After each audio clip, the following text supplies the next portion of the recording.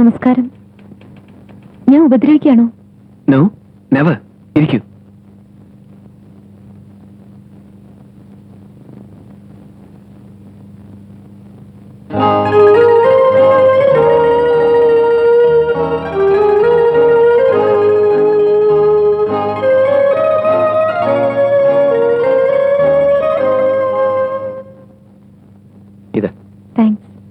ഞങ്ങൾ രണ്ടുപേരും കൂടി ഒരു വിസിറ്റ് നടത്താനിരിക്കുകയായിരുന്നു.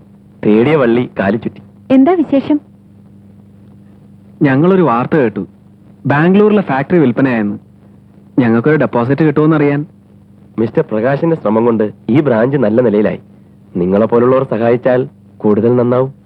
മിസ്റ്റർ പ്രകാശിനെ കാണുമ്പോഴൊക്കെ എനിക്കൊരു തോന്നൽ, നമ്മൾ മുമ്പ് എവിടെയൊക്കെയോ വെച്ച് കണ്ടിട്ടുണ്ടെന്ന്. അതെയോ? ഒരുപക്ഷെ കണ്ടിട്ടുണ്ടാവും. It's not like that. ആ ഓർമ്മ വളരെ ഡീപ്പാണ്. സത്യം പറയാമല്ലോ, സിസ്റ്റർ ആദ്യം കണ്ടപ്പോൾ എനിക്ക് ഇതേ ഫീലിംഗ് ഉണ്ടായി. You are so attractive. Thank you.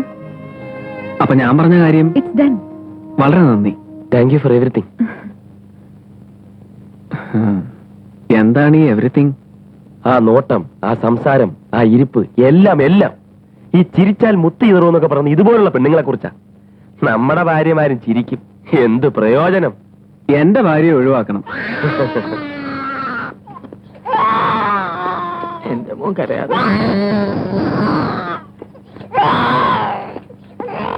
ഇന്നലെ രാത്രി 12 മണിക്ക് തുടങ്ങിയ കീറ്റലും തൂറ്റലും ഛർദിയുവാ. സംശയമുണ്ടേ സാറ് നോക്കിയോ.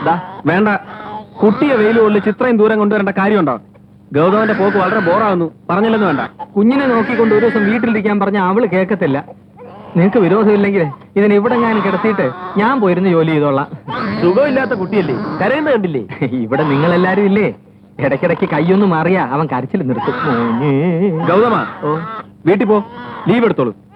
ജോസഫ് പേ ആണോ? യെസ്.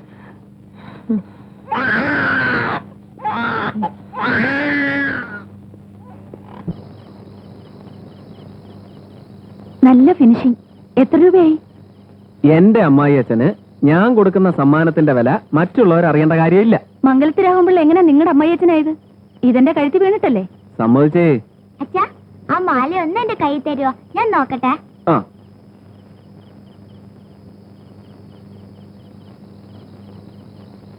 അച്ഛന് വലിയ സന്തോഷം കാണും. എന്നാലും വെളിയിലൊന്നും കാണിക്കില്ല. എന്തിനാ പണം തൂർത്തടിക്കുന്നേ? സ്വന്തമായിട്ടൊരു വീട് പോലും വെച്ചിട്ടില്ല. എന്നിട്ടാണ് ഈ കണ്ടമാനിച്ചലോ. ഇങ്ങനെയായിരിക്കും മംഗലത്ത് രാഘവൻപിള്ളയുടെ സ്റ്റൈൽ. ഇനിയൊരു പ്രധാന സംഗതി പറയാം. നീ സമാധാനമായിട്ട് കേൾക്കണം, ചൂടാവരുത്. എന്താ കാര്യം? ഞങ്ങളുടെ റീജിയണൽ മാനേജർ വരുന്നു. ഇൻസ്പെക്ഷനാണ്. അതുകൊണ്ടെന്താ? 18-ാം തീയതി അല്ലേ അച്ഛന്റെ ഷഷ്ടിപൂർത്തി? ആ മഹാഭാവി 17-ാം തീയതി ഇവിടെ എത്തും. ഇങ്ങനെ മുട്ടാപ്പോക്ക് പറഞ്ഞ് നല്ലൊരു കാര്യത്തിന് എന്നെ തനിച്ചയക്കാനാണോ ഭാവം? കാറും കോളും വേണ്ടാന്ന് ഞാൻ ആദ്യമേ പറഞ്ഞതാ. എനിക്ക് എന്ത് ചെയ്യാൻ ഒക്കും? ഇൻസ്പെക്ഷൻ സമയത്ത് ഞാൻ ഉണ്ടായേ പറ്റൂ. ഓ, ഒരു റീജിയണൽ മാനേജർ. അങ്ങേർക്ക് നമ്മളോട് വല്ല പൂർവ്വ വൈരാഗ്യമുണ്ടോ? നമ്മുടെ 5ാമത്തെ വെഡിങ് ആനിവേഴ്സറി എങ്ങനെയൊക്കെ ആഘോഷിക്കാമെന്ന് ഞാൻ പ്ലാൻ ചെയ്താ അന്ന് ഇതുപോലെ ഒരു കൊനിഷ്ടപ്പിച്ചു. ഞാനൊന്ന് ഊണ് പോലും കഴിച്ചില്ല. അയാൾ ഒരു മുൻഷുണ്ടിക്കാരനാ. വന്നു കഴിഞ്ഞാൽ തിരിച്ചു പോകുന്നത് വരെ ഒരു നിഴല് പോലെ ഞാൻ അയാളുടെ കൂടെ നടക്കണം. ഇത്തവണ അയാളെ ഒന്ന് മണിയടിക്കാതെ നിവർത്തിയില്ല. ആ ഫാക്ടറിക്ക് ലോൺ കൊടുത്ത് ഞാൻ കുടുങ്ങിയിരിക്കല്ലേ. ഇൻസ്പെക്ഷൻ വേണമെങ്കിൽ മാറ്റിവെക്കാം. ഷഷ്ടിപൂർത്തി മാറ്റിവെക്കാൻ പറ്റുമോ?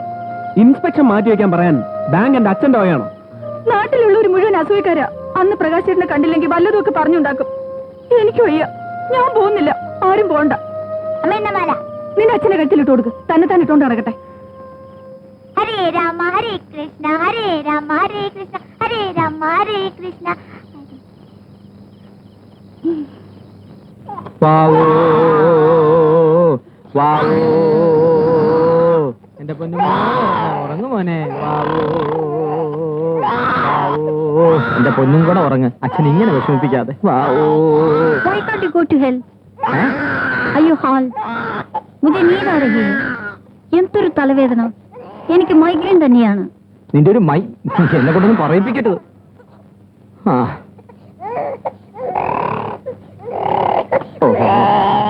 വാവും കുഞ്ഞ് വാവും കുഞ്ഞ് വാഴപ്പഴം തിന്നുറങ്ങും കുഞ്ഞ് തോതോം കുഞ്ഞ് തോതോം കുഞ്ഞ് തോട്ടിലെ വെള്ളം കുടിച്ചുറങ്ങും കുഞ്ഞ്. അടിമപ്പണി. രാത്രിയിലെങ്കിലും ഈ നോവലൊന്ന് വായിച്ച് തീർക്കാന്ന് വെച്ചാ സമ്മതിക്കില്ല അല്ലേ? ആ കൊച്ചിനെ കട്ടിലിൽ കൊണ്ടുപോയി കിടത്തണം. തള്ളമാരെ പിള്ളേരെ നോക്കേണ്ടത്.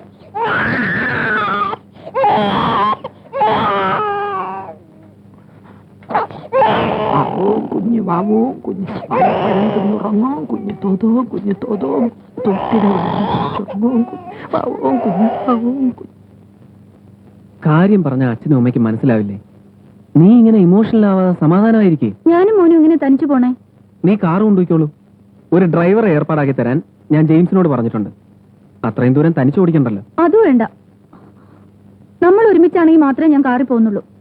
റീജിയണൽ മാനേജർ വന്നു കഴിഞ്ഞാൽ പിന്നെ പ്രകാശേട്ടനായിരിക്കുമല്ലോ അങ്ങനെ ഡ്രൈവർ. കൈമണി അടിക്കണമെന്നല്ലേ പറഞ്ഞേ? വണ്ടിയുടെ കിടന്നോട്ടെ. അങ്ങനെ എന്റെ മോള് ഒരു നല്ല കുട്ടിയാവണം. എന്തെങ്കിലും ഒരു നിർവാഹം ഉണ്ടായിരുന്നെങ്കിൽ ഞാൻ വരുമായിരുന്നെന്ന് അച്ഛനോട് പറയണം. എന്നെ മോനെയും ബസ് കയറ്റി വിട്ടാൽ മതി. ഒന്ന് ഫോൺ ചെയ്ത് അച്ഛൻ ബസ് സ്റ്റോപ്പിൽ ഒന്ന് കാത്തു നിന്നോളൂ. ഇങ്ങനെ ഒരു ഭാര്യയെ കിട്ടിയ ഞാൻ ഭാഗ്യവാനല്ലേ? പോലത്തെ ഒന്നും വേണ്ട, ഞാൻ ഇപ്പോഴും പിണക്കത്തില്ല. മഹായുദ്ധങ്ങളിൽ പോലും സന്ധി ഉണ്ടാവാറില്ലേ?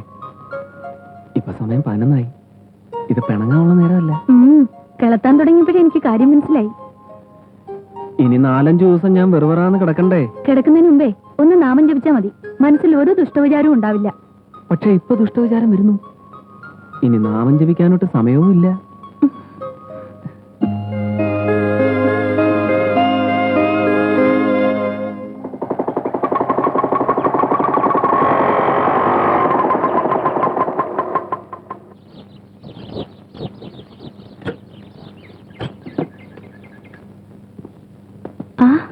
പാക്കിംഗ് എല്ലാം കഴിഞ്ഞോ?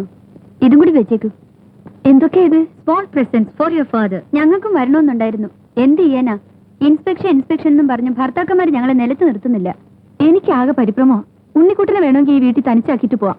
പക്ഷെ പ്രകാശേട്ടനെ തനിച്ചാക്കിയിട്ട് പോയാ ഞാൻ തിരിച്ചു വരുമ്പോഴേക്ക് ഈ വീട് മലർത്തി വെച്ചിരിക്കും. കണ്ടോടി ഭാര്യയ്ക്ക് ഭർത്താവിനോടുള്ള സ്നേഹം. എന്റെ ഭർത്താവല്ല, സുമതിയുടെ ഭർത്താവ്. ഞാൻ വേഷം മാറുകയാണ്. ഒരു 5 മിനിറ്റ് പതുക്കെ മതി. യാത്ര പറച്ചിൽ വിശദമായ രീതിയിലായിക്കോട്ടെ. എനിക്കും വരുന്നില്ലേ നശിച്ച ഹിന്ദി. ചെയ്യേണ്ട കാര്യങ്ങളൊക്കെ കടലാസിലുണ്ട്. നേരം വെളുത്ത് എഴുന്നേറ്റാൽ ആദ്യം ഈ ലിസ്റ്റ് വായിക്കണം. എന്തൊക്കെ ചെയ്യണം, എന്തൊക്കെ ചെയ്യണ്ട എന്നൊക്കെ ഈ ചുവർ പരസ്യത്തിലുണ്ട്. നിന്നെ കിട്ടാൻ എന്ത് പുണ്യമാണ് ചെയ്തത്? ഞാനാ പുണ്യം ചെയ്തത്.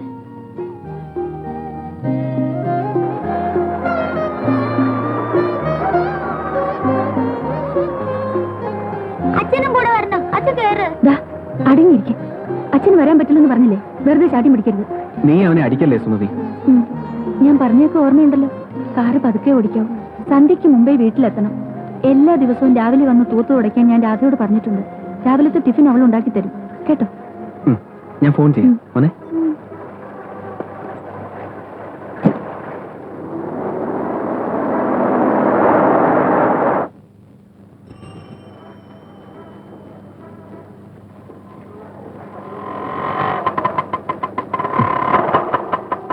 ഇവിടെ അടുത്താണോ താമസം? ആ കാണുന്ന വളവില എന്റെ വീട്. സാറെന്താ ഈ ഭാഗത്ത്? ഇവിടെ അടുത്തൊരു ജോത്സ്യനുണ്ടല്ലോ, നാരായണയ്യർ. വീടറിയാതെ ചുറ്റുവാ. ഓ, നമ്മുടെ സ്വാമി.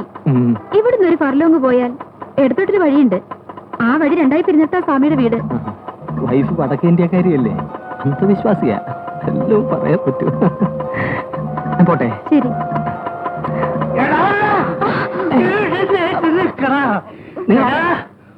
ഒരാഴ്ചയായടാ നിന്നെ കയ്യോടെ പിടിക്കാൻ വേണ്ടി ഞാൻ നടക്കുന്നത്. സാറ് വയ്ക്കോളൂ, അങ്ങേക്ക് ഭ്രാന്താ. എനിക്ക് ഭ്രാന്തോ? നിന്റെ കാമുകനെ കയ്യോടെ പിടിച്ച് എനിക്ക് നീ ആരാ? എന്റെ ഭാര്യനെ ഞാൻ അടിക്കും തടുക്ക. നീ ആരാ?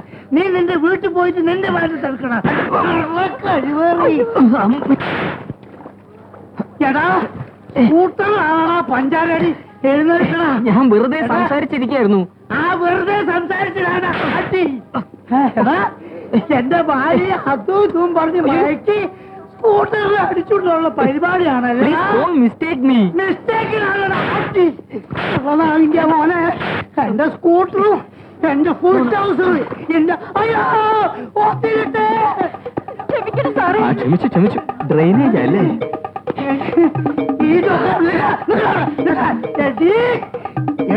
അവിടെ ഇന്നലെ രാത്രിയും കേട്ടടി ഞാൻ ആ സ്കൂട്ടറിന്റെ ശബ്ദം. അവൻ ഇന്നലെയും വന്നിരുന്നല്ലേ? അപ്പൊ നീ അടങ്ങൂലല്ലടി, നീ അടങ്ങൂലല്ലടി മോളെ.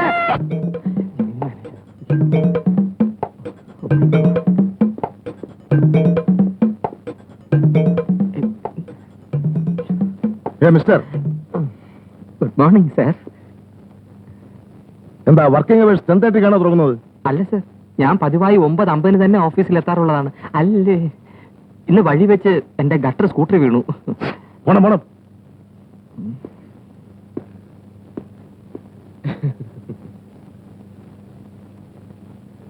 ഈ Bharat chemicals mister K V പണിക്കരുടെ കമ്പനിയല്ലേ? അതെ സർ. ബൈ ബൈ, എനിക്കിന്ന് മിസ്റ്റർ പണിക്കരുടെ വീട് വരെ ഒന്ന് പോകണം. അദ്ദേഹം എനിക്ക് പ്രത്യേകം വിളിച്ചിരുന്നു. ഇന്ന് രാവിലെ ആദ്യം വന്നത് അങ്ങേരുടെ ഫോണാ. ഇന്ന് അവിടെ ഒരു പാർട്ടി ഉണ്ട്. എനിക്ക് ആ സ്ഥലം നല്ല പിടിയില്ല. മിസ്റ്റർ പ്രകാശ് എന്റെ കൂടെ അവിടെ വരെ ഒന്ന് വരണം. വരാം സർ. വെറും വഴികാട്ടിയായിട്ടല്ല, you will be treated as a guest. എന്റെ കൂടെ ഒരു ഗസ്റ്റ് ഉണ്ടായിരിക്കുമെന്ന് ഞാൻ മിസ്റ്റർ പണിക്കരോട് പറഞ്ഞിട്ടുണ്ട്.